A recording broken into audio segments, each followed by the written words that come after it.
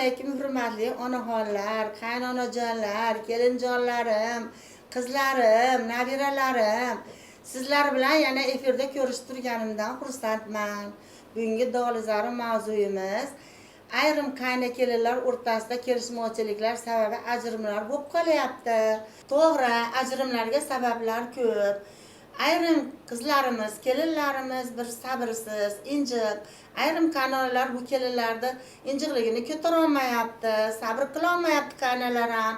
Kimidir uyida qaynapa hukmron, kimidir uyida qaynata, kimidir uyida shu kelin bilan kuyov murosa qilinmayapti. Shu sababli ajrimlar kelib chiqyapti. Sizlar bilan bugun qaynona kelin munosabatlariga to'xtalamiz.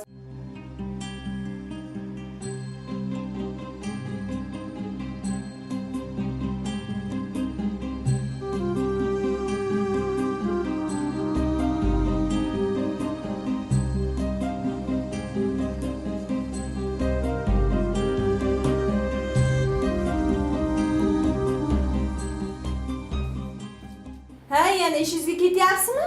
Ha, tinchlikmi nimaydi? Ha, sizga mazza, ishingizga qochasiz. Uydagi hamma g'alaba menga. Nima qilishim kerak? Uyda o'tirishim kerak endi, ishxonaga bormasam ro'zg'orni kim tebratadi men bu? Sal meni ham holimdan xabar olasizmi? O'zi oyingiz menga qilayotgan zulmlari mashirimga keldi. Kamiga yana ona opes kelib 5 bettar qilib meni tinchimni buzyapti. Har kuni kelaveradi, ketaveradi, kelaveradi, ketaveradi. Ey xotin, nimalar deyapsan? O'zi kecha qiladigan ishing shu uylar tozalash, supurish, sidirish bo'lsa. Boshqa ishing yo'q o'zi seni yo tegirmonga olib ishlatishyaptimi? Siz ko'rmaysiz-da, siz ko'rmaysiz. Sizga gapirish oson. Siz ham mayda bir kun yashang, oyingiz bilan, opingiz bilan bir kun o'tiring. Ey, uyda o'tir deysan xotin, hozir uyda o'tirsam ro'zg'orni kim baqadi? Ertaga ko'lab bering deysa, ko'lani kim beradi? Uni ustiga ona o'tirishing chiqadimi o'rtoqlaring bilan? Unga kim pul beradi? Qisqasi men hozir ishga borishim kerak. Meni hozir yo'ldan qoldirmang, ishga kech qolsam bo'lmaydi. Ketdim. Qagayik, to'xting, hali meni gapim tugagani yo'q. Hali men sizga gapim tugagani yo'q deyapman. Bor, ishingni qil deyapman. Xotin kayfiyatni buzmagin, sen bilan hali ishdan kelib keyin gaplashamiz. Yo'q, hozir gaplashasiz. Hozir gaplashamiz, hozir.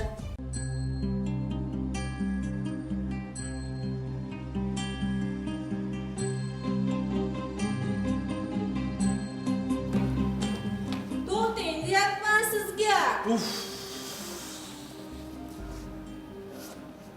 Men gapirsam doim uf tortasiz.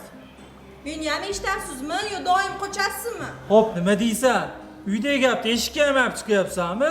Ertalabdan g'alva boshlading. Bir onang deysan, bir opang deysan, onam haqida umuman yomon gap gapirmagin deganman, ming marta aytganman. Yana bir marta onam haqida gapirsang, qattiq otayib qo'yaman. Ashtaqada doim onamni gapirma deysiz. Hozir urib qo'ysam, mahalla komitetiga chiqasan, erim urdi deb shallaqlik qilib. Meni kim tushunadi bu uyda? Ayingiz tarafini olasiz, doim opalaringiz tarafini olasiz. Bu uyda qo'lim ko'sa sochim supurgi bo'lsa, ertalabdan kechgacha xizmatini qilsam, kelinmanmi bu uyda, cho'rimanmi? Meni tushunadigan odam bormi?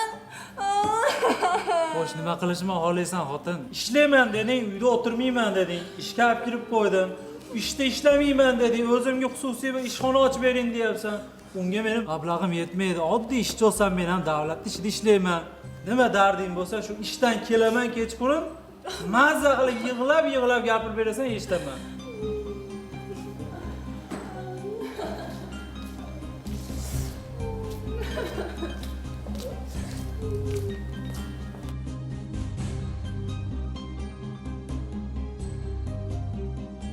Oyjon, tunogini Halimaxoniyani kelini ketib qolgan ekan. Bu mahalla faollari yarashtirib bersin deb siz oldingizga kirgan ekan. Aytish esimdan chiqibdi. Xabaringiz bo'ldimi? Kelinim yo'lga solib bersin, apga beramikin degandek qildi-da. Ha, bunaqa mojarolar bo'lib turibdi.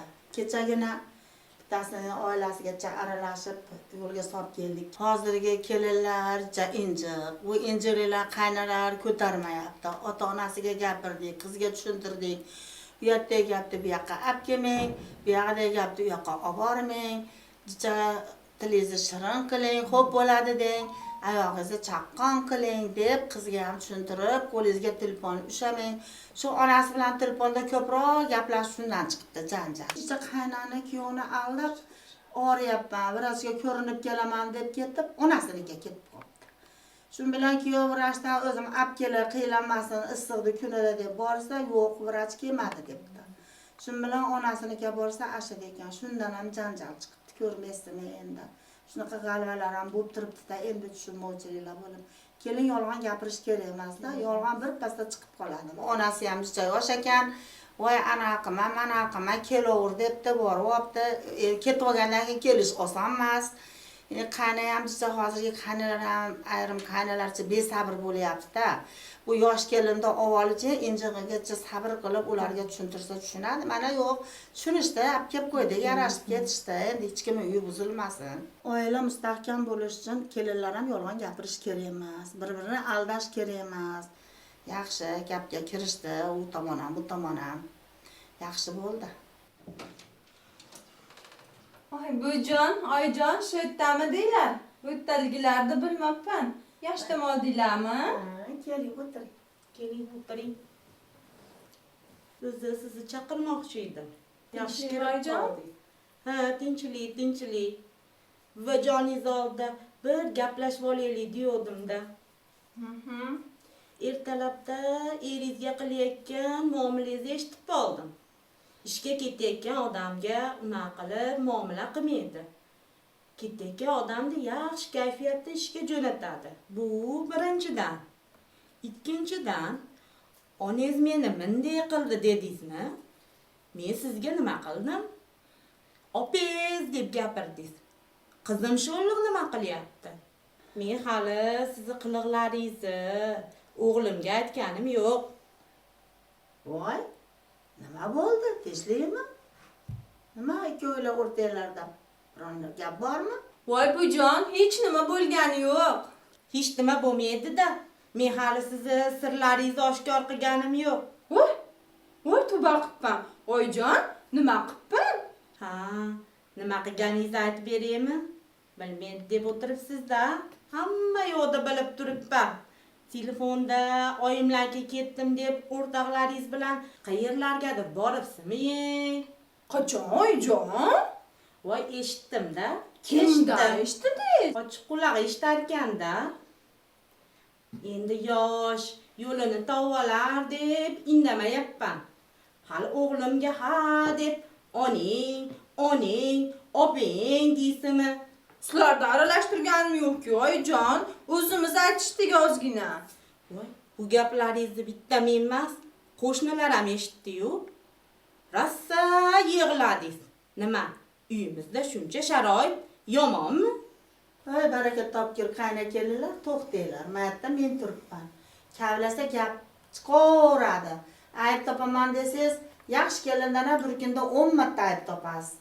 Qizim endi bu qiz jicha yoshlik qilibdi, qaytib qilmaydi. Siz ham jicha sabrli bo'ling. Siz unaqa injiliklaringizni, qiliqlaringizni yig'ishtiring qizim. Eshitdingizmi?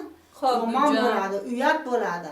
Siz bunaqa qilib ertamanda ishga ketayotgan bu bolani unaqa qilib kayfiyatini buzsangiz, u yerda qanaqa qilib ishlaydi? O'zingiz ham kayfiyatingiz buziladi.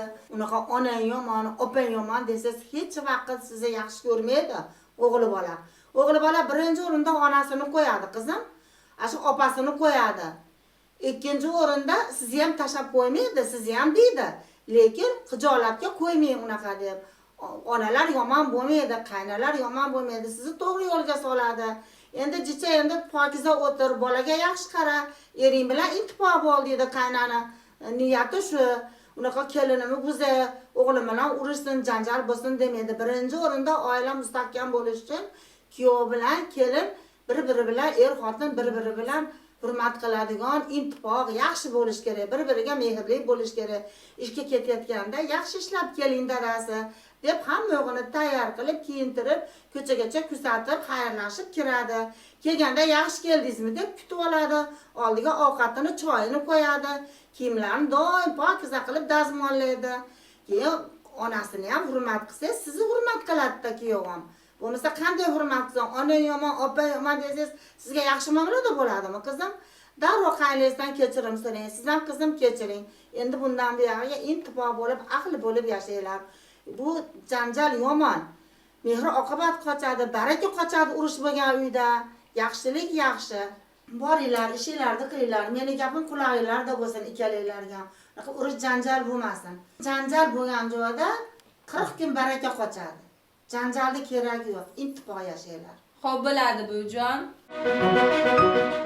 Mana sahna ko'rishimizni tomosha qildinglar. Bu bitta oiladagi bitta holat. Bunday holatlar oilalarda ko'p uchrayapti. Bundan bizning maqsadimiz shu oilalar mustahkam bo'lish, oilalar buzilmasin, bolalar yetim bo'lmasin degan maqsadda shunaqa ko'rsatuvlarni qilyapmiz. Endi bizning maqsadimiz nima? Oilalar tinch bo'lsin, mustahkam bo'lsin, yoshlarning uyi buzilmasin. Bunday ko'rsatuvlarimiz orqali oilalarni mustahkam bo'lishga oz bo'lsa-da hissamizni qo'shgan bo'lsak, biz bundan xursandmiz. Oilalar tinch bo'lsin, mustahkam bo'lsin, farzandlarimiz yetim bo'lmasin, qaynokelinlar intibo yashasin. Asosiysi yurtimizda tinchlik. Bu tinchligimiz bardavom bo'lsin. Oilalarimizda hamisha xursandchilik bo'lsin, yaxshilik sari intilaylik. Hamisha xursand bo'lib yashaylik. Kelgusi ko'rsatuvlarda ko'rishguncha xayr. Hozir qattiqroq ursam, mahallaga ketib chiqib. Ana qildilar kelmas edimi? To'xtang, boshdan. Bugungi mavzuyimiz va yana ketib qoldi. To'xtang, boshqa. Ko'rinsa bittasini olib boraman. Bo'ladi, yo'q. O'zim nima? Unga kim pul beradi? Yo'q. Soatda pul turadi. Gapinglar.